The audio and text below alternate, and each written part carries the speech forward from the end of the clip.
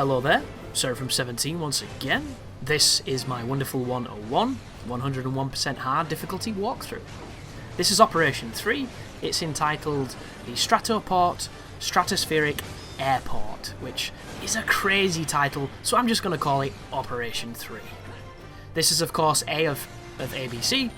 The first two are missions, the final one is a boss. It's the exact same formula that the entire game will feature. As always, depending on the number of wonderful ones that are in your team, or the ones that you've found, you will begin the level with that amount.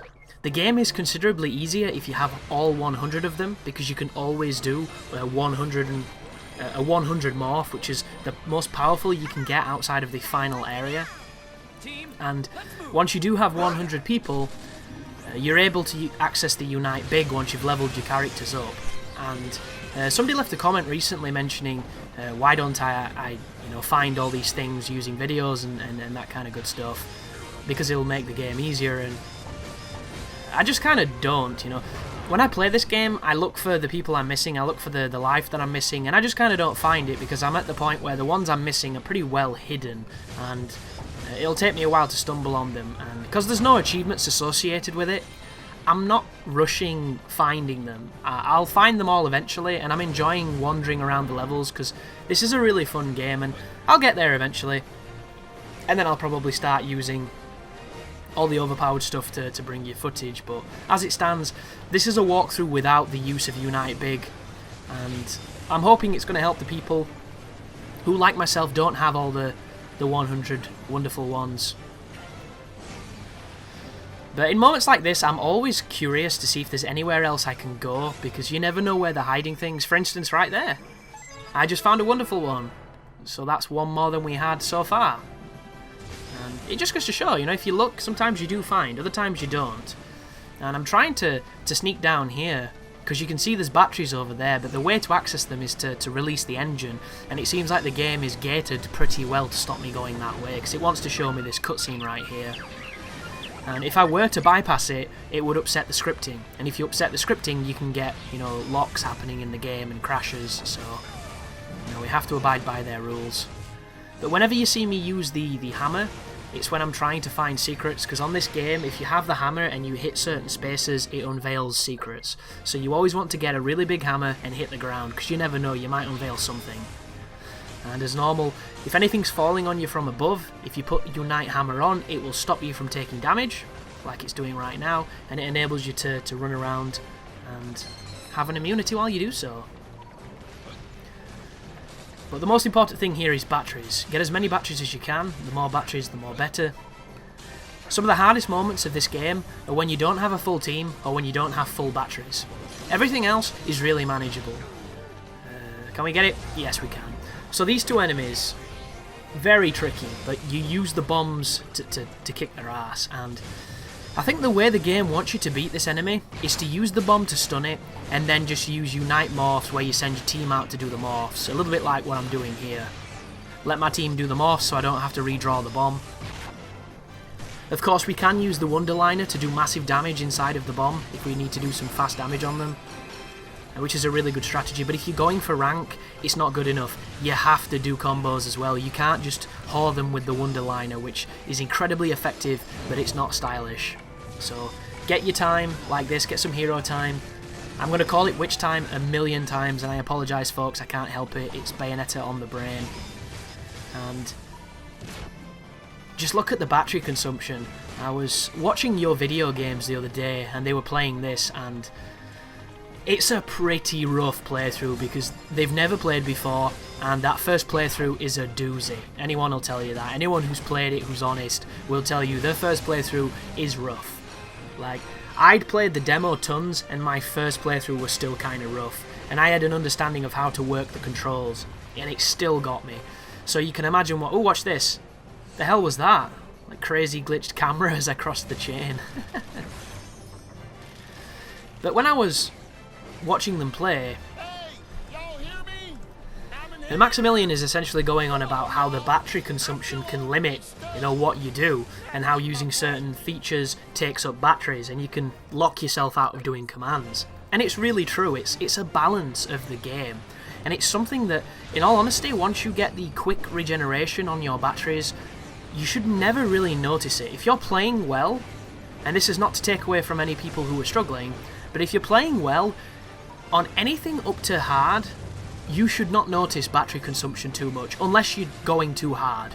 Like, for instance, if you're using Unite Big, which I assume takes off a shit ton of batteries, or if you're using the Platinum sign, or if you're using, 100 wonderful ones in a morph and you keep using it, or maybe you're whoring the dodge, they are the only exceptions to when your batteries should really be dwindling. Because on those earlier difficulties, a lot of the consumption is nowhere near as strict as it is on this one. You don't get the same thing for rebuilding morphs, you don't get punished for it, and the battery consumption is nowhere near as noticeable. And if you watch a lot of the crazy combos on YouTube, which undoubtedly exist, it's going to be people not in this difficulty because the batteries go so quickly. It makes it real tough to do all those crazy moves, and additionally, without the slow motion while you draw, it also makes it a lot more tricky to keep the enemies in the air. And if you do manage to get a successful juggle and swap between morphs and get it all working really well, you've done something cool, because it's a lot harder than it looks. And it's one of those things where when you're watching it, you don't have a lot of context, but when you're doing it, or if you understand how the game plays, you'll realise just how tricky some of the things are. And I think that's the sublime beauty of this game, and it's the beauty that a lot of people are ignorant of. And I'm using ignorant not as an insult, just of a fact. I'm ignorant of foreign languages. I don't know them. It doesn't mean those languages are shit, or I'm some kind of xenophobic idiot. It just means I'm ignorant to them. And that's what a lot of people are to this game. And the cool thing about that is you can watch it, I hope, and get a lot of enjoyment from it, because it's just this crazy, colourful, over-the-top, eccentric, Saturday morning cartoon. But at the same time, if you understand what's happening, you're watching on a completely different level. And I think that kind of thing can really make a game a lot more interesting. It's like watching any game that has a lot of depth as I get kicked in mid-air. Speaking of, I was playing Bayonetta 1 last night. I decided to put it in because I really wanted to play Metal Gear Rising, but I've packed up a ton of games, and unfortunately that was one of them that's in this packet that I can't quite get to. So I thought, what's closest to that I can play? It's another Platinum game, so I threw Bayonetta in, and it was my intention to just mess around doing a no upgrade run as Jean, or Jean, depending on how you pronounce her name. It's all preferential in the end. And if you don't know, when you play as that character, you only get Witch Time if you get the Crow Within ability, the Bat Within move, which is if you press dodge the moment you get hit, which means that dodging attacks and getting slowdown is 10 times harder than it was with Bayonetta, because Bayonetta is easy mode. But the trade-off is that Jean has these super powerful Wicked Weaves. And I was playing where I never upgraded my life or anything, I never bought any moves, and the only thing I bought was an accessory, because I wanted to do the Moon of Malachi, or Mahakala, sorry. I don't know why I say Malachi, I just enjoy it, I guess. And I was having a lot of fun with it, but you can't dodge in the air. So I was taking massive damage just because I was getting all fancy with combos and juggles, and then as I was falling, I'd see something trying to attack me, and I'd try and dodge, and I would take it on the chin. Not a good thing. And if I were to do something like that, and continue that playthrough with no upgrades, it means I need to do the entire game without an air dodge, and I'm sorry, but no air dodge is insane. Like, I will have to parry. That's the only thing I can do, and I hate being that kind of player who bashes the analog to get those parries, because I think it looks messy. And I know a lot of the stuff in some of my videos to you might seem messy, but to me, it has a level of cleanliness to it that I enjoy. And such techniques like that, I don't think are very befitting of something very fun to watch, and they're a little exploitative of the game, When I see somebody dodge or get the counter with the Moon of Mahakala, it's something that's impressive, and it's meant to be impressive. So just the knowledge that you can keep tapping the analog towards an enemy will enable you to block and sometimes get that parry completely diminishes the value of watching it, and it's the same here. Like, the hero count is the exact same mechanic, and it's incredibly tough to time, but you can also whore it so that the timing is not quite so important, and it's a shame that that's the way it is, but you know, it's just one of those things. So here are the turtle enemies. I hope I do... Oh, that's not a good sign. Whenever they step on you like that, you can't use a Ukemi because they flatten you. It's one of those rank killers right there. It's a restart immediately.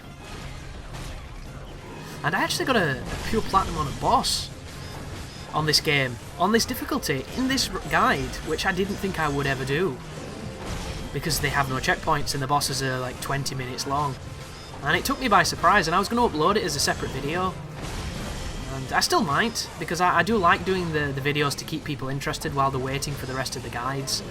It's just, this game's not doing too well on the channel, which is really disappointing, because I want to share it with everyone. I want people to see this game. I want to rub this game in people's faces, and I understand that it might not be to everybody's cup of tea, and I understand that the learning curve on it is such that not everyone's going to have the patience with it, but it's something you have to play. And somebody put a comment, a guy called Nathan, on my Dark Souls videos, who said it was kind of tough to watch one of my blind playthrough videos, which they are kind of tough, but that's kind of the point. You know, those dark hours exist so that the lighter and the victories are all the more sweet. You can't have the sweet without the sour, and that's kind of how they work.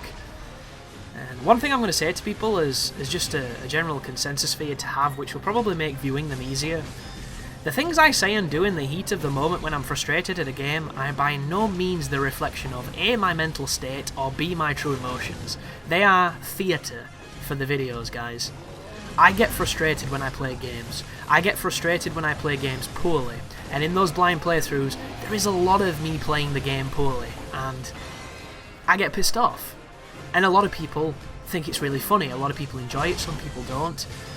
But never take it serious, folks. It's all off the cuff, gut responses, you know, to stuff that literally 30 seconds later I don't even care about. It's completely gone and I've moved on to something else.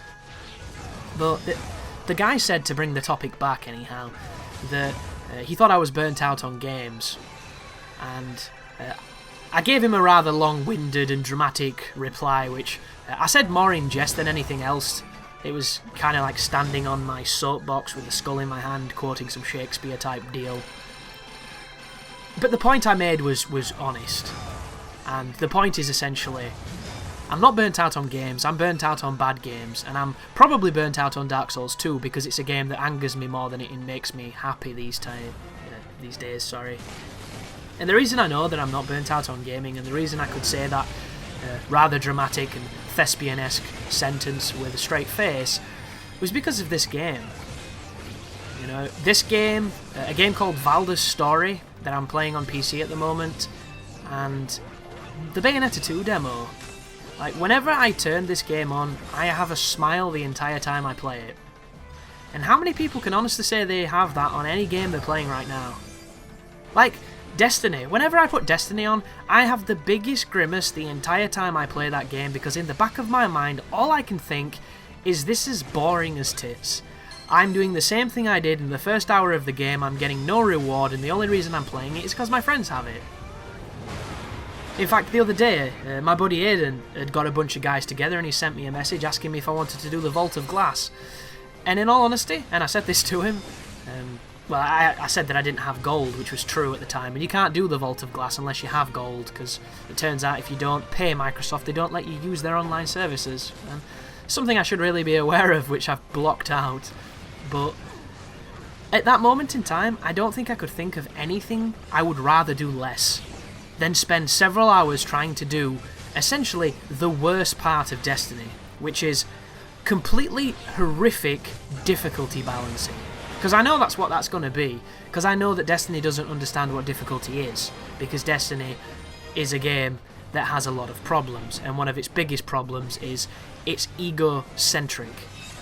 And you might wonder, you know, how can a game have an ego? It's a construct, it's not even sentient, and you're very true by that, even though artificial intelligence is intelligence technically, and I suppose we can have a big philosophical debate about that, but we're not gonna. And it's philosophical, I said that wrong.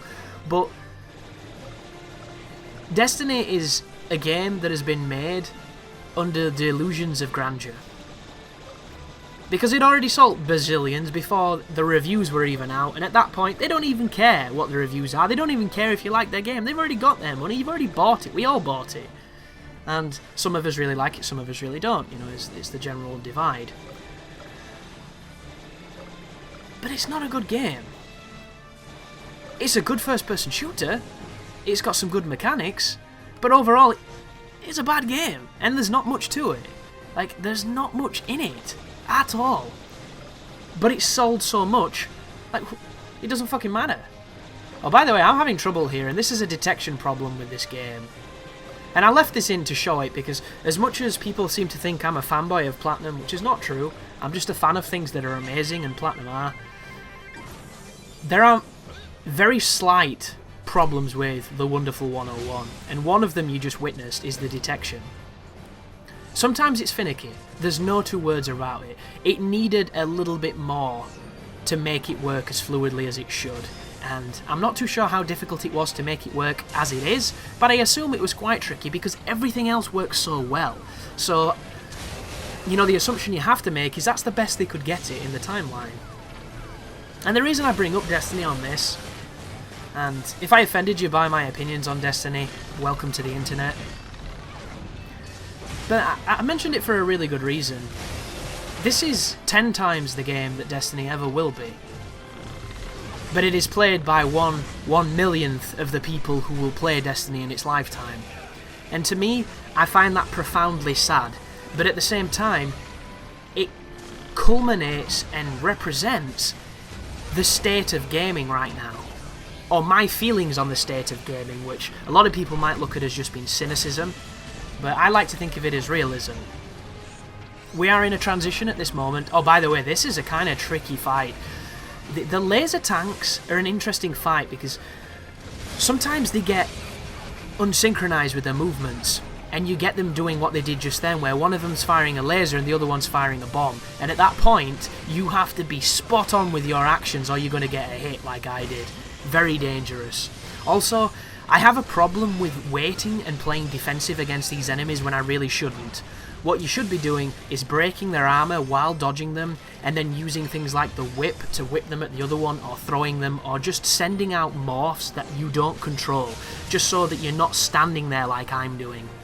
And then once you've done that, you can get struck by lightning. Do not stop the morph. If you break it here, you will lose the electricity on it. Now with the electricity from the thunderstorm, we can open the door and power the machine. It's a cool concept, it's an interesting idea, you never see it again. And that's the beauty of Platinum. And back to the tangent anyhow. Destiny for me is creatively redundant. It's creatively defunct. It is essentially Halo with none of the things that made Halo interesting in the frameworks of a piss-poor RPG MMO that Borderlands did better several years ago. And Diablo and Baldur's Gate and all those games before it. And you might say that's pretty harsh, and it is harsh, but, you know, I kind of enjoy it. This is a game that has so much creativity in it, it's going to put a lot of people off. And it's just sad. Like, how many units did Destiny sell in its first week?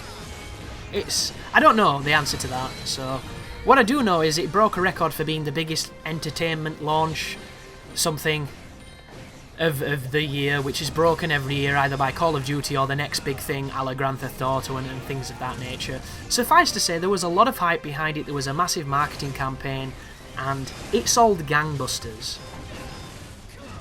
This game sold 5,000 units in its first week. 5,000 units. That's like a modest estimate of my village. And I just don't think the amount of depression that fills me with can be expressed. And it stems from the Clover mentality. And if you don't know too much about Clover Studios, you owe it to yourself, if you respect integrity in game design, to do some reading. And Wikipedia makes it so that we're all pocket geniuses on every topic available. So it's a pretty quick read. But essentially, there's a game called Resident Evil 4. And Shinji Mikami said back in the days when he was at Capcom that he would never port it to another console. It was on the GameCube forever. And Capcom undermined him, and they ported it to the PS2, making him look like a fool publicly, going against their very nature as a company. And this essentially fractured, some of the biggest and most interesting innovators of Capcom's legacy into kind of their own team, which was Clover Studios. They brought you games such as Beautiful Joe and Okami and God Hand. And Clover Studios suffered a very similar fate to what Platinum are suffering now. They made incredibly original, new IPs that were both risky, daring, and different. But unfortunately, they're in an industry where people don't want different. People want to buy Madden 9 million, where facial hair is now more visible because the camera's so close to the player you can't see what's happening, because who gives a fuck how the game plays as long as his facial hair looks good, and we can advertise this Calvin Klein underwear on him. So they suffered in sales, and what ended up happening is, because Capcom at this time was so concentrated on sequels, which is even more so relevant right now than it was back then, because they've just released that statement saying, 90% of all Capcom's IPs have to be sequels, and unless a game sells so many, it's not going to get anything more to it. It's not going to get, any new ideas. It has to be stuff that's got guaranteed sales, and they've all got these overinflated estimates on what sales are. Tomb Raider is going to sell the same amount of copies as Call of Duty when it has a multiplayer that was shit. Great! Totally going to work that one. But they closed Clover. They disbanded it because it wasn't working the way Capcom wanted it to, and it had two bad results in a row, which was God Hand and I can't remember the game that was before God Hand, but suffice to say, it was two titles that have got cult followings but weren't appreciated at the time, and they closed it, so a lot of them resigned. And a lot of the people who made Capcom so good, all the people that you remember that made those fantastic games, left. And the majority of them went to Platinum Games. Obviously Shinji Mikami's moved on now, but he was there for a stead, and he did make Vanquish. But now it's just Hideki Kamiya. And Shinji Mikami walked away from pretty much the most popular part of games development because he believed in something. And to me, that means everything. Like, that makes me want to buy every game he's ever made just to support him, because he had the balls to say fuck you when they were telling him to jump and do something that he didn't believe in. And he was comfortable. He could have made 1 million sequels. And all those people that took that risk in their careers to follow those people that walked away from Capcom are now making some of the most interesting and amazing games. And even if they're not to your tastes, you have to acknowledge that they're doing something that I wish all game developers were. And that's bringing it back to what it stood for before all the bullshit. They make games for gamers. It's not an experience. It's not a fucking TV. It's not Xbox Go Home. It's a game. And somewhere along the lines with all these identicut sequels, I think we forgot that. Because we've been too busy essentially being hypnotized by bullshit. And the thing I love the most about Platinum is they cut through the bullshit the very first mission you're on. And if you can't keep up, they leave you behind. Because they want you to improve. They don't want to hold your hand, they want you to improve. And I hope this walkthrough helps people improve if you're struggling with this game. And I hope, just by seeing this, some of you are motivated to check it out. Because you never know, it might be your new next favourite game. Because it really is that interesting. You might hate it. You might absolutely hate everything it stands for. But it stands alone, and that's the saddest part about it. And I love it. So thank you very much for listening, and you take care now.